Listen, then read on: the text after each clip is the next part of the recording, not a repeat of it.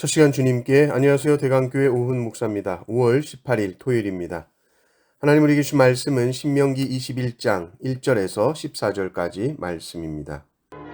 네 하나님 여호와께서 내게 주어 차지하게 하신 땅에서 피살된 시체가 들에 엎드러진 것을 발견하고 그 쳐 죽인 자가 누구인지 알지 못하거든 너희의 장로들과 재판장들은 나가서 그 피살된 곳의 사방에 있는 성읍의 원근을 잴 것이요 그 피살된 곳에서 제일 가까운 성읍의 장로들이 그 성읍에서 아직 부리지 아니하고 멍에를 매지 아니한 암송아지를 취하여 그 성읍의 장로들이 물이 항상 흐르고 갈지도 않고 씨를 뿌린 열도 없는 골짜기로 그 송아지를 끌고 가서 그 골짜기에서 그 송아지의 목을 꺾을 것이요 레위 자손 제사장들도 그리로 갈지니 그들은 네 하나님 여호와께서 택하사 자기를 섬기게 하시며 또 여호와의 이름으로 축복하게 하신 자라. 모든 소송과 모든 투쟁이 그들의 말대로 판결될 것이니라. 그 피살된 곳에서 제일 가까운 성읍의 모든 장로들은 그 골짜기에서 목을 꺾은 남송아지 위에 손을 씻으며 말하기를 우리의 손이 이 피를 흘리지 아니하였고 우리의 눈이 이것을 보지도 못하였나이다.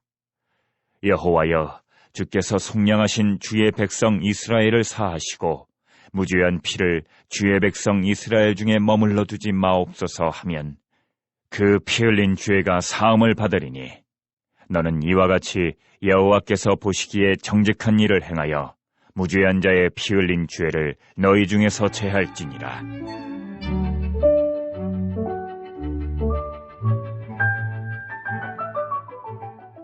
네가 나가서 적군과 싸울 때에 네 하나님 여호와께서 그들을 내 손에 넘기심으로 네가 그들을 사로잡은 후에 네가 만일 그 포로 중에 아리따운 여자를 보고 그에게 연연하여 아내를 삼고자 하거든 그를 네 집으로 데려갈 것이요 그는 그 머리를 밀고 손톱을 베고 또 포로의 의복을 벗고 내 집에 살며 그 부모를 위하여 한 달 동안 내곡한 후에 네가 그에게로 들어가서 그의 남편이 되고 그는 내 아내가 될 것이요 그 후에 네가 그를 기뻐하지 아니하거든 그의 마음대로 가게 하고 결코 돈을 받고 팔지 말지라. 네가 그를 욕보였은즉 종으로 여기지 말지니라. 아멘. 오늘 말씀은 범인을 모르는 살인사건에 대한 말씀입니다. 누구에게 피살된지 모르는 시체를 발견했을 때 이리저리 알아봤겠죠. 그런데 누가 범인인지를 모른다, 미제 사건이다, 그러면 어떻게 하는가? 율법에서는 이 일에 대해서 할 일이 있다고 합니다.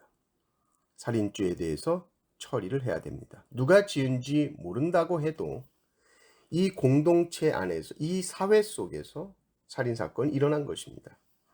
누가 지었는지 모르는 죄라고 해서 죄가 없어지는 것이 아니죠. 아무도 범인이 누군지 모른다고 해도 죄는 남아 있습니다. 그리고 그 죄는 반드시 처리가 되어야 합니다. 그래서 피살된 곳에서 제일 가까운 성읍의 장로들이 송아지를 잡습니다. 이 송아지는 농사 짓는데 한 번도 쓰지 않은 송아지요, 멍에도 매지 않은 암송아지를 잡게 되는 것입니다. 목을 꺾습니다. 살인죄를 저지른 누군가를 대신해서 송아지가 죽는 것입니다. 대속이죠.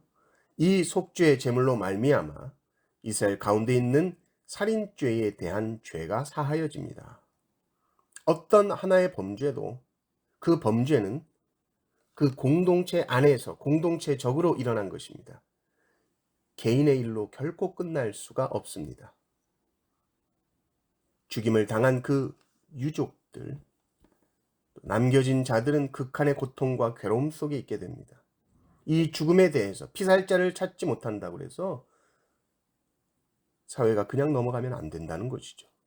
지역의 장로들은 이 죽음에 대해서 함께 책임감을 가지고 정말 애통하는 마음으로 이렇게 말하라고 하죠. 손을 씻으면서 7절, 8절을 보면 말하기를 우리의 손이 이 피를 흘리지 아니하였고 우리의 눈이 이것을 보지도 못하였나이다.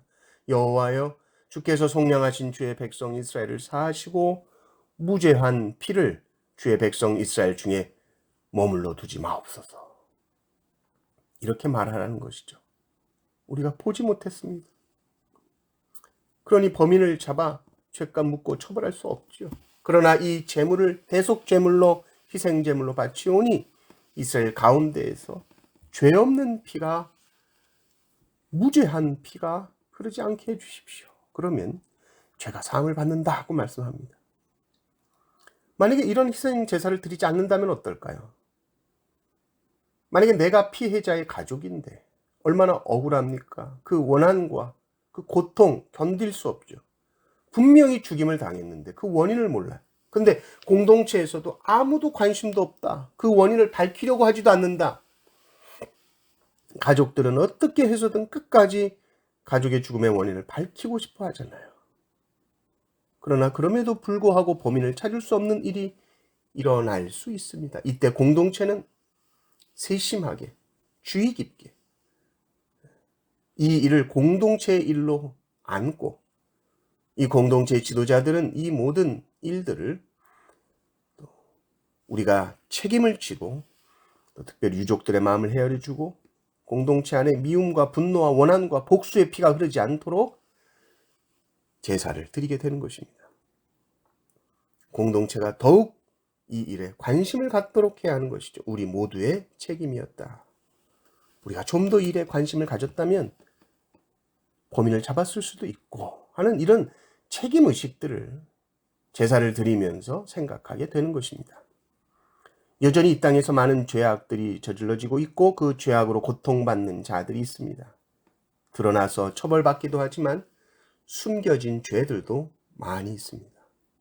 이 말은 억울하게 고통받는 자들이 이 땅 위에 많다는 것입니다. 이 땅에 하나님의 정의와 공의가 흘러넘치고 억울함 속에 고통받는 자들이 없도록 기도하시는 성도님들 되시기를 주님의 이름으로 축원합니다. 아멘.